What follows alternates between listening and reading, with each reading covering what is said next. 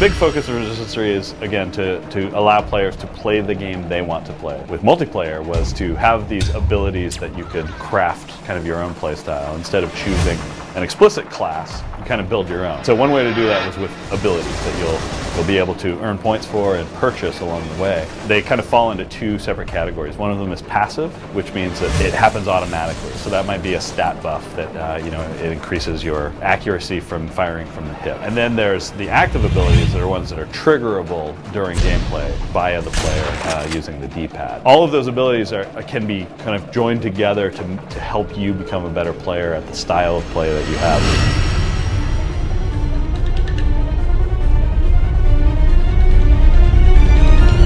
So in MP, it's a little different than SP. In SP, you are leveling weapons by using them, right? And in MP, you are leveling weapons by getting currency. And you get currency by leveling in the game. So as you kill people, you increase levels, and then we give you points to spend. And you can use those points to spend on buying weapons or buying new abilities or upgrading abilities or weapons.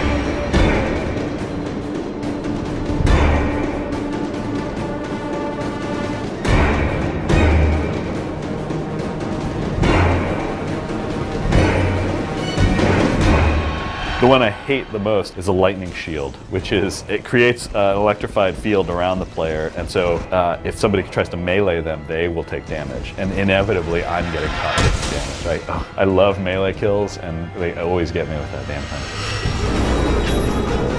Ah, spotter, yeah. Not only selfishly does it let you kind of like focus in on a target and outline a target who may be far away, but once you outline them, all the other players on your team can see that person outline across the map. The other advantage too is if someone kills that guy who is outlined, you get an assist bonus. Radar decoy, it's more of kind of a trap. I'm gonna like set it right here in this doorway and it'll pop up a decoy. And once you upgrade it, it'll actually have a little proximity mine on it. Someone's like hunting you down thinking they're gonna get that awesome melee kill. They might sneak up and melee the hologram and then kaboom.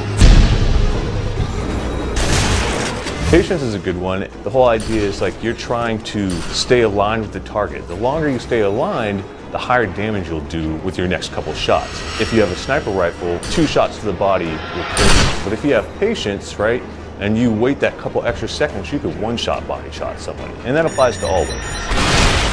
For those people who are like, okay, I know this game in and out, I'm hardcore, I don't even need to have any of these attributes to help me play. I'm gonna take negative attributes, and what they do is they'll reduce something in the game, like give you no HUD. But in exchange for not having a HUD, you get extra XP for killing people. Kind of hardcore, like I can do it all, giving themselves extra challenge.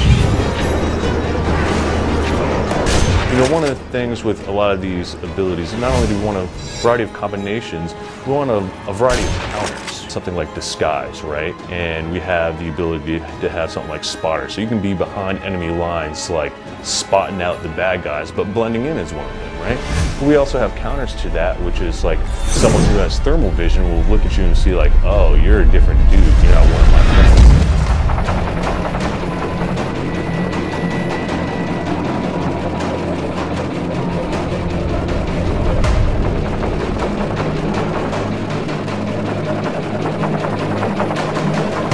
I think one of them that is a favorite is, it's kind of a retribution ability, which is if you die, out of your body springs leapers. One of those things that, it's a little silly, but it's perfect for our universe. And those leapers will go out and try to attack your enemy. So you can get post-death kills that way, and that's always a fun one. Having those leapers pop out and try to run in and attack people, I think is just super fun and super resistant.